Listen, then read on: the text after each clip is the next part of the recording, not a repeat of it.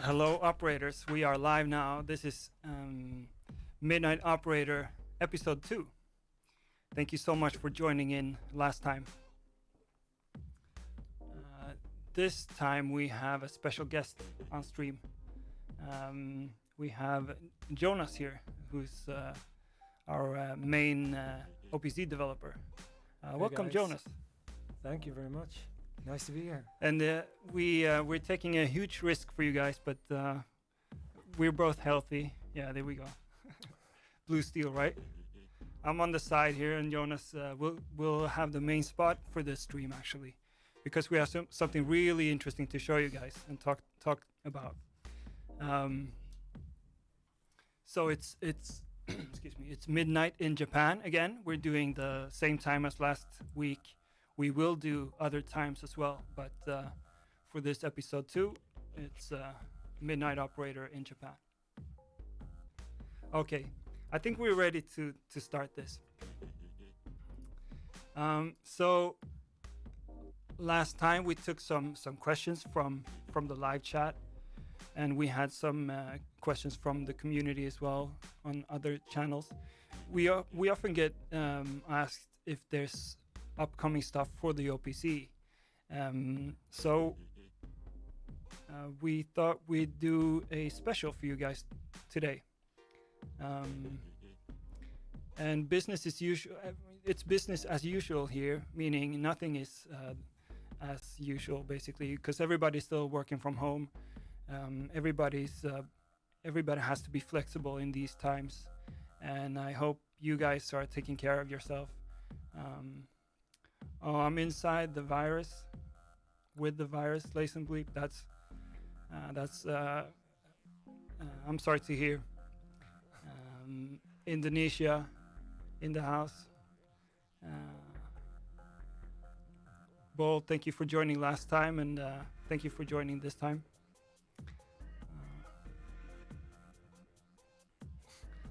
Yeah. Okay. Thank you, Bolt. Yeah. Thank you for doing good stuff with the OPC, for sure.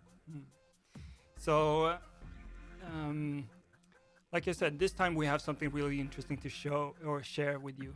You see the setup we have on the table here. It's a OPC, of course, and then a keyboard. And Jonas, do you want to do the announcement of what's coming up? Oh yeah. Tomorrow we're releasing a new OS update. It's a mainly bug fixing update, so we're fixing a few things that has been bothering us and you guys for a while. So it's, in terms of update, it's not the most exciting one, but still a really good thing to like a few really good fixes in there. One of them being that some of you have had problems with where batteries are like completely depleted, like when a battery runs out to the point where the unit switches off. It's fine to start it up again, but if you leave it on a shelf for a few months, the battery continues to deplete itself to the point where it's like completely empty. And at that time we've had problem booting the unit and recharging the battery, resulting in either us sending you a new battery or you having to return your unit. But we've managed to figure out a fix for that, so the unit itself can recharge those like completely dried out batteries, which is a really nice thing, because it's one thing that's been bothering us for quite a while. And really, there was nothing wrong with the batteries or with the synths, right? No. I mean, since it was it was something was wrong because we couldn't get it starting, but it's something we could address in software. There was a point where we thought our batteries was like malfunctioning. and in a way they were, but we were able to circumvent that. So we have a like purely software fix, which is quite nice. And I see Thomas is posting a link to the support. If you have battery questions, please visit that link and talk to support about it. But that should clear a lot of problems for a lot of people, or for the few people who had this. Hey Vanilla, what's up? Welcome to the stream. Cool. And you said this is nothing exciting, it's not too fancy, but me and I believe you guys, operators, we are super excited to whatever small tweak or whatever small fix. So, I get that. And you work with this. Yeah, it's just like, I think we released like 7 updates the last year. And a few of them, like there was like we introduced sampling, a reworked LFO system and stuff like that. So those updates are obviously a tad more sexy than this one, but nonetheless, this is something. It's a big deal for us to have resolved these issues. And we've been working really hard on it. So it's still a good update, but just I can acknowledge that it's not the most sexy update. Well, people love sexy updates. Thank you, Grant. But I think this is a bit sexy still.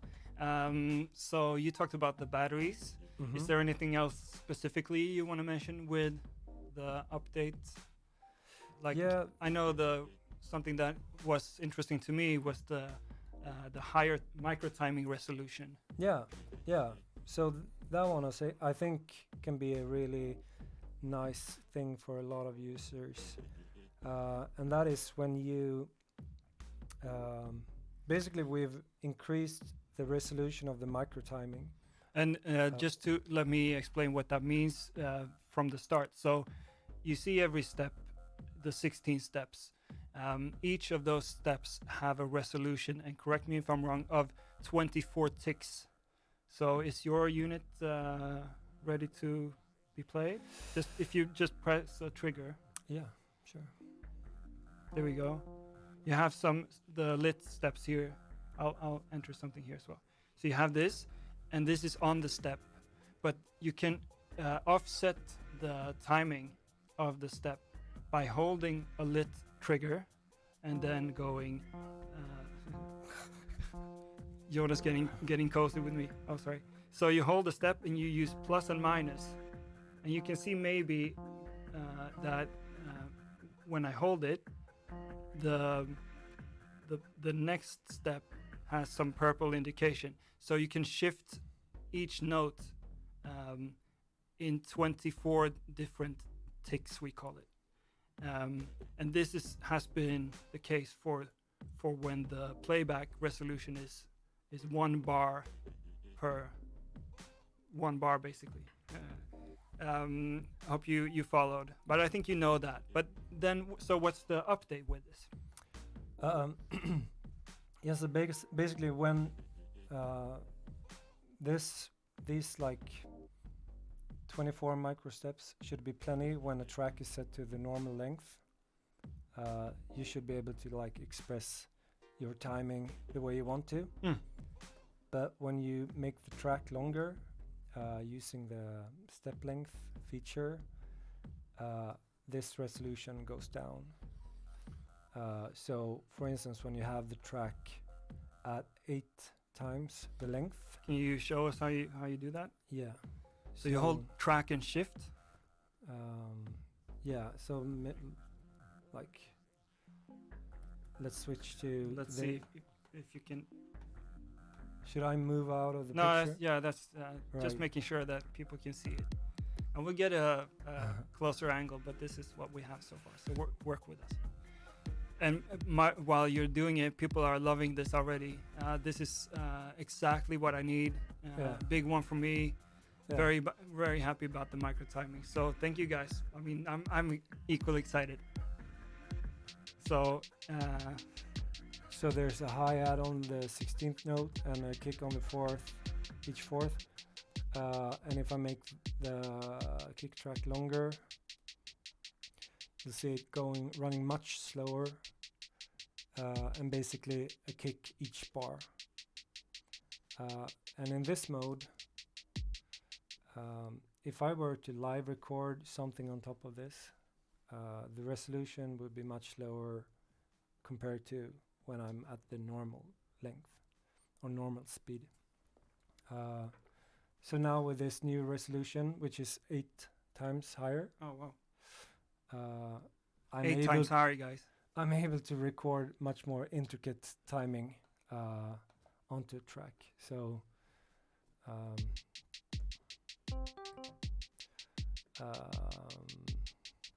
yeah, basically I make this 8 times longer, and whatever. Basically, I'm gonna try to record something quite offbeat. Yeah, sure. And I have a question from Brandon here. Is it 24/6 on either side of the dead on position, or is it 24/6 per step? Right. So the middle is like 12 or whatever. Basically, the 12. Yeah, it's 24 in total. So 12 up, 12 down. Yeah. But this is basically times 8 now, so it's 96. Oh wow. However, when you do nudge a step using the plus and minus, when you're holding a step, it's still gonna move in those. So you're gonna have 12 steps up, 12 steps down. But it's basically when you live record, it's gonna retain the timing you recorded it with. So all people who have their internal groove going, they can really express themselves. Yeah. With this update, even throughout a longer. Exactly. So there's pattern. I guess there's been 2 limitations when you're moving to longer tracks. One of them has been this resolution timing. There's still a limitation of 4 notes per step. It's still there. It's a bigger deal for us to tackle.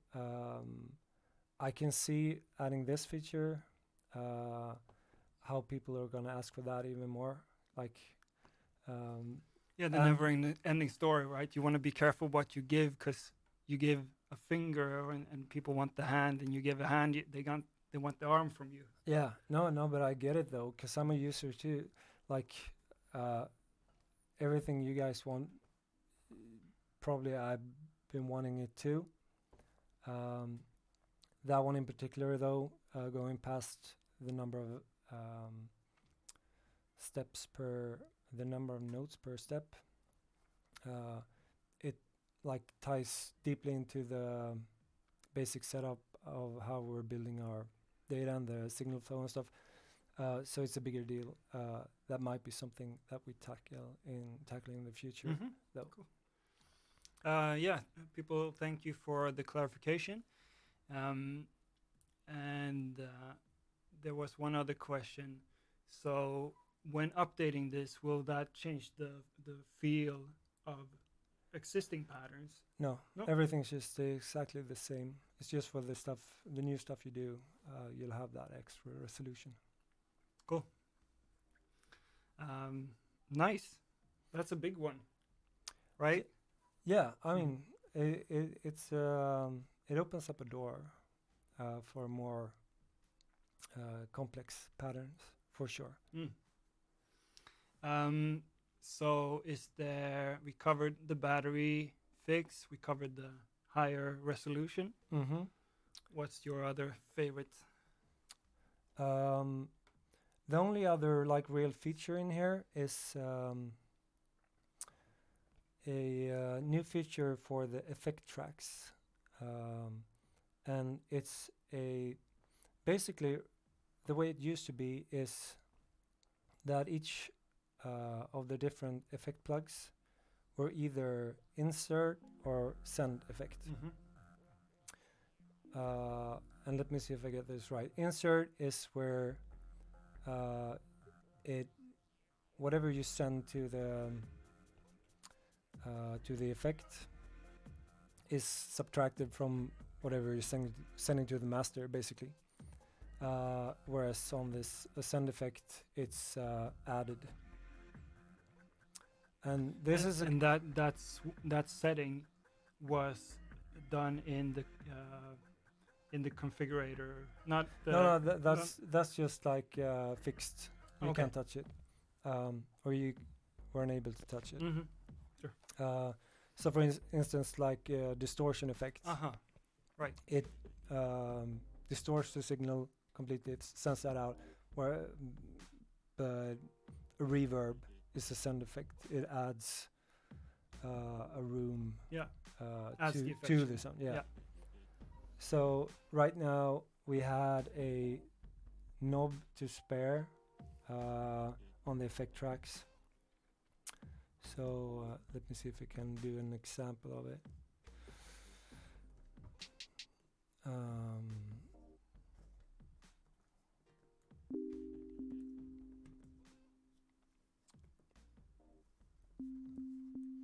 So just the piano playing,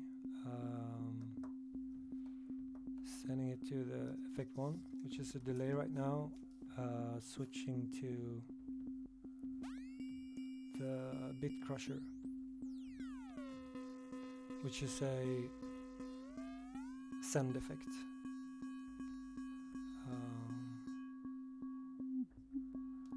So if I do full send, you're only hearing the affected sound. Right now, if you with this new feature, if you hold track and you turn the red knob, you can mix in some of the dry signal, so you can go seamlessly from insert to send.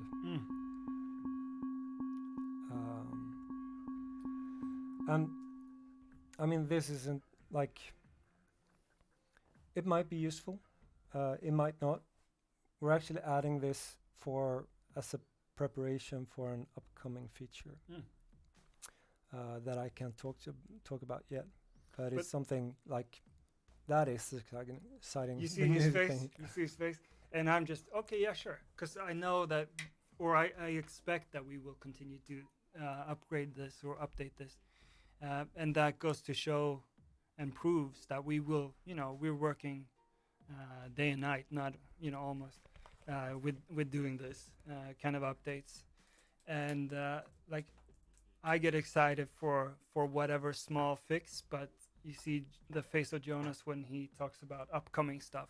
So of course, but really there's kind of no point asking us about upcoming projects, upcoming products or features or whatever, because we usually cannot say anything about it.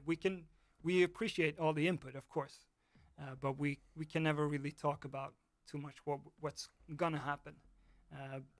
But with these streams, we'll be much more vocal, much more open, and I hope to have a lot of people from the office visiting, and so we can show you more behind the scenes, what's going on, and keep you up to date, so you won't have time to ask too much, because you'll be busy using the stuff.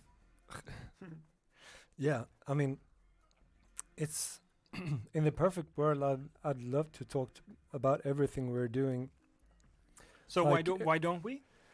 Well, basically the reason for that is that we've been making false promises in talking, like if we're exploring a certain feature, we might run into something that prevents that from being able to make its way into the unit for whatever reasons, and then we've raised people's expectations, and we're just gonna disappoint.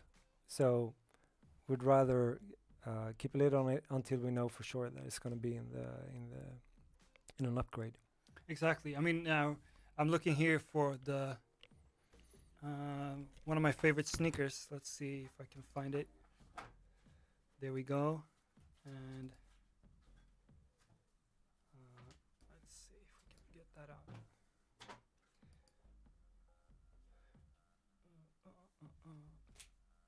Maybe you can see this. Oh yeah, that was a small photo, but remember the team sneaker.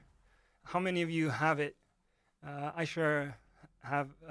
I have them, and I've been wearing them. They're really nice. And if you know, on the side we were experimenting with putting like a wireless sensor for the OP1s. You could tap tempo by just stomping your feet or shake your leg and affect the filter or whatever. And that made it into a prototype. It was working, but we didn't make it into a product. So that's just bring it back. Sharu says, "Well, see, I mean, I loved it and it did work, but it was something that we decided not to put into production." So that's just one example where we've communicated stuff that have changed a bit.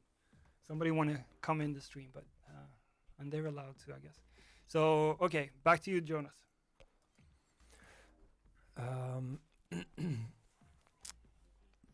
I think I was like ready in terms of going through what's new in the update. There's one more thing that I might mention, that I've been doing some optimizations, because with this Christmas we added 2 new sound engines, Yeah. and also the nice little feature called generous chord, which added polyphony on the chord track. Was it 6 notes, right? Mhm. Yeah.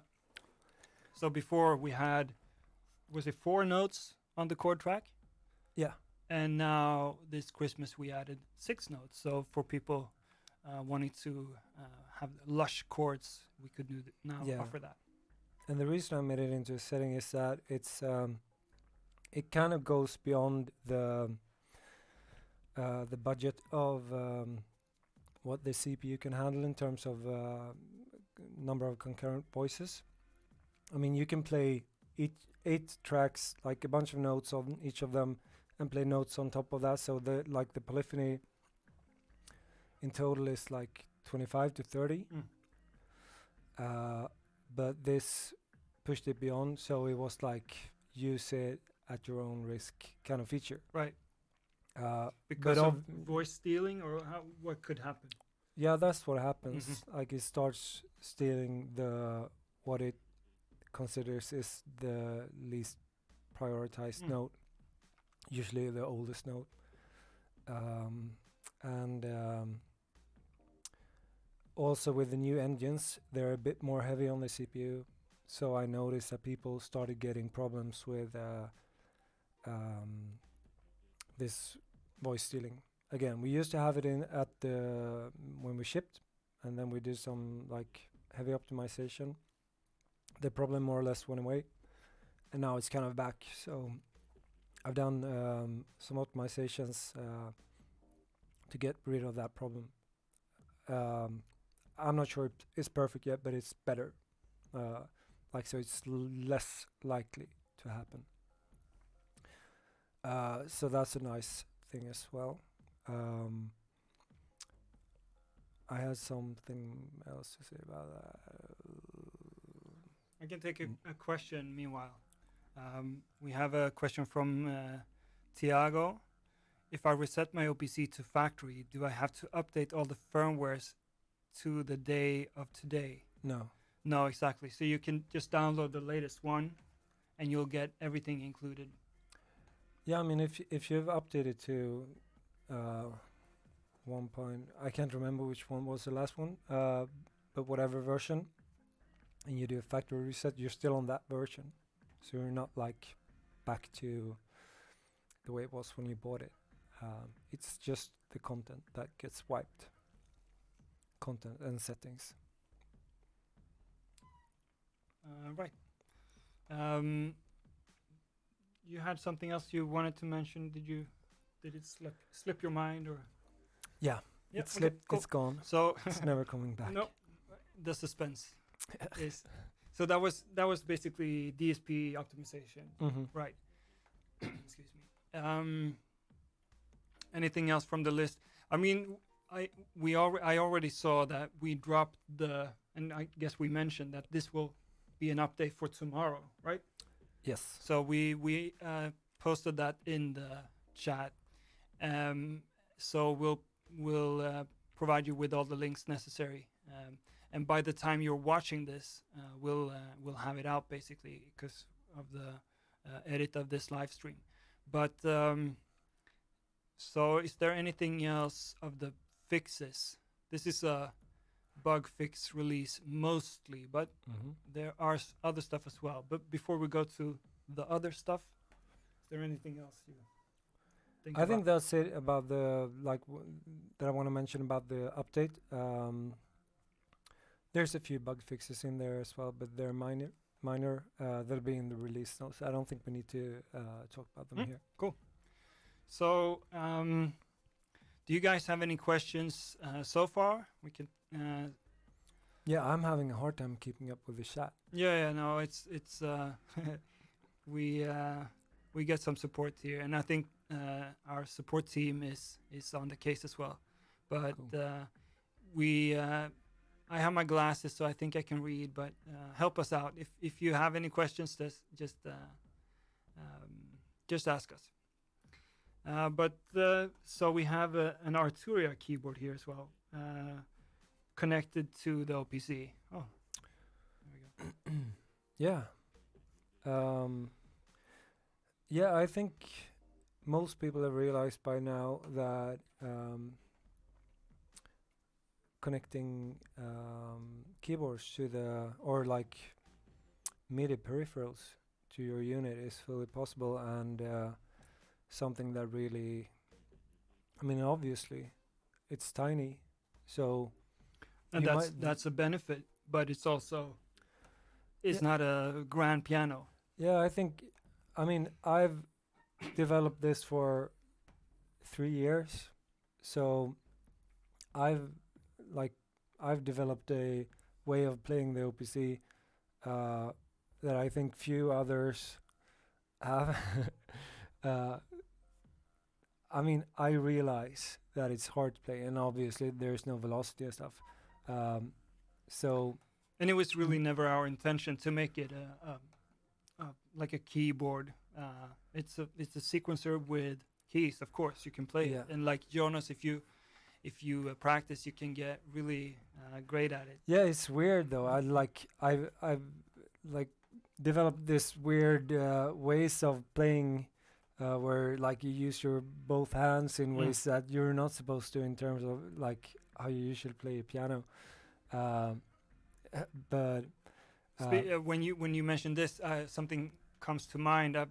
Whenever I've seen Cuckoo play live on this, he's really one of my favorite people who use this in a live setting, mhm. or at least that I personally have experienced, using only the OPZ without any peripherals or stuff, and still be very very expressive. And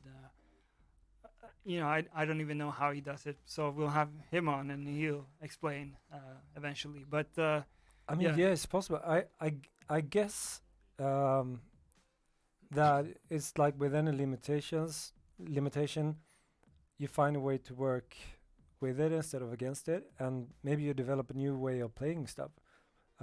So if you're really adaptive and do it like that, then you're gonna be able to play like really funky stuff with just the OPC keyboard. But like from the start, knowing that it's a really limited keyboard, we decided to add the USB host functionality. And what does that mean? Doesn't USB? You can connect something, but is that unique, or what's up with that? A regular USB device is exactly that. It's device. Like in the USB world, there's a host and there's a device. Oh, okay. So the host means that you can connect devices to it. And it's a separate functionality from just like the USB device functionality. So can you connect a device to a device? No. No. Okay. I mean, this is for me. I knew it, but it's something I didn't know before starting working here. I just a USB connection, but there's different ones. Yeah. No, I thought the same. Like, why can't I, like, it has a USB port, that one has a USB port. Why can't I just connect them together? But that's the thing. There's like USB host and there's USB device. And obviously the OPC has both. So it has device, you can connect it to a computer or whatever other host, and it acts as a device. But if you connect the device to it, it will act as a host. Right, and excuse me. So you could actually connect stuff directly to it, and that would power the MIDI device that you use. Yeah. But in this case, you've used a powered hub here. Yeah, that's like the catch of it all. We can provide power, but it's a limited current that we can provide. And some controllers don't need more current than we can provide. Some need more. Some are on the threshold. On the edge, yeah. Yeah. So to be safe, you want to use the power. Is it in the screen? Oh yeah, my head is in the way. Yeah. Yeah, there we go. So we have right now we have an anchor hub. On the website we have a recommendation for a Kingston Nucleum powered hub. Doesn't it work with any powered hub? It does not, because I think a year ago it was whatever hubs were on the market, there was a higher percentage that didn't work. Basically, the USB-C is still a fairly new standard, and it's pretty complex to adhere to that standard fully, because it's both like the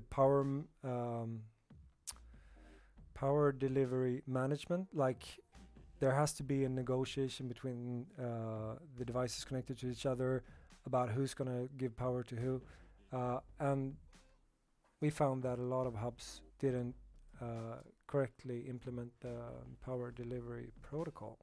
So at the time, that Nucleum hub was the one that did.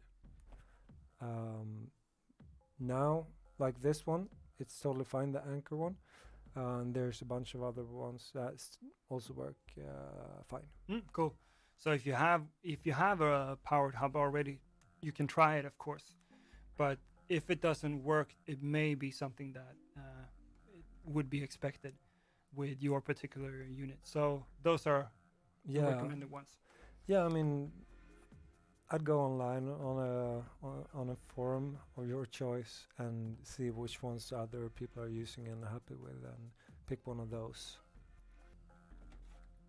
Okay, guys, we're gonna end the stream and restart it, and we'll post the links again. So see you in a short while.